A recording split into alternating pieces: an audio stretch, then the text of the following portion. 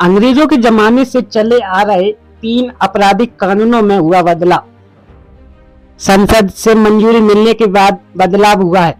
जो 3 नए आपराधिक कानून जैसे भारतीय न्याय संहिता, भारतीय नागरिक सुरक्षा संहिता और भारतीय साक्ष्य संहिता 1 जुलाई से लागू हुए हैं।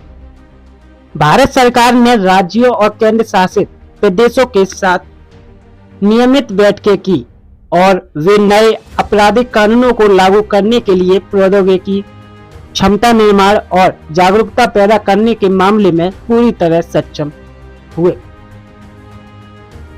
दरअसल आपको बता दें, भारतीय न्याय संहिता भारत गणराज्य में आधिकारिक दंड संहिता है।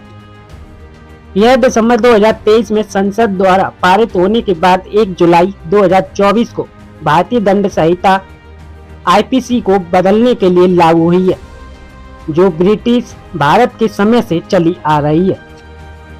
भारतीय दंड संहिता में 511 धाराएं थीं, लेकिन भारतीय न्याय संहिता में धाराएं 358 रह गई हैं। संशोधन के जरिए इसमें 20 नए अपराध शामिल किए गए हैं, तो 33 अपराधों में सजा अवधि बढ़ाई गई है। वहीं 83 अपराधों में जुर्माने की रकम भी बढ़ाई है। 23 अपराधों में अनिवार्य न्यूनतम सजा का प्रावधान है। 6 अपराधों में सामुदायिक सेवा की सजा का प्रावधान किया गया है। अहम धाराओं में बदलाव। 124 आईपीसी की धारा 124 राजद्रोह से जुड़े मामलों में सजा का प्रावधान रखती थी, लेकिन नए कानूनों के तहत राजद्रोह को एक नया शब्द देशद्रोह मिला है, यानी ब्रिटिश काल के शब्द को हटा दिया गया है। भारतीय न्याय संहिता में अध्याय 7 में राज्य के विरुद्ध अपराधों की श्रेणी में देशद्रोह को रखा गया है।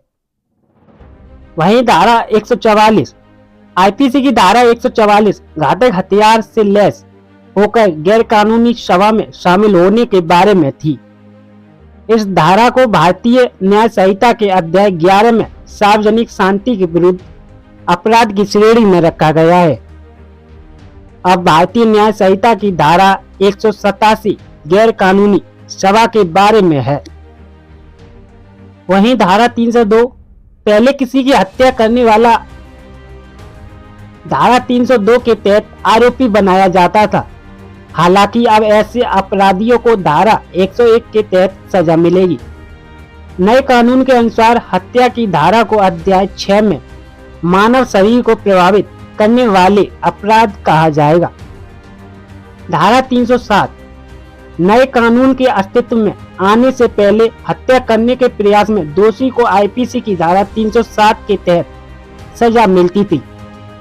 अब ऐसे दोषियों को भारतीय न्याय संहिता की धारा 109 के तहत सजा सुनाई जाएगी। इस धारा को भी अध्याय 6 में रखा गया है।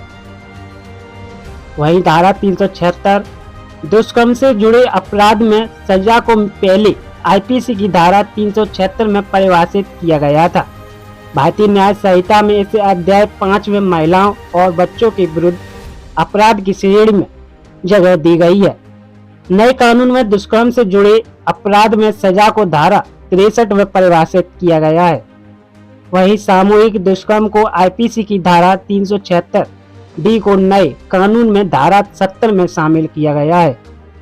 धारा 399 पहले मानहानि के मामले में आईपीसी की धारा 399 इस्तेमाल की जाती थी, लेकिन नए कानून में अध्याय 19 के तहत आपराधिक धमकी, अपमान, मानहानि आदि में इसे जगह दी गई है। मानहानि को भारतीय न्याय संहिता की धारा 356 में रखा गया है। धारा 420 भारतीय न्याय संहिता में धोखाधड़ी या ठगी का अपराध 420 में नहीं, अब धारा 316 के तहत आएगा। इस धारा को भारतीय न्याय संहिता में अध्याय 17 में संपत्ति की चोरी के विरुद्ध अपराधों की श्रेणी में रखा गया है।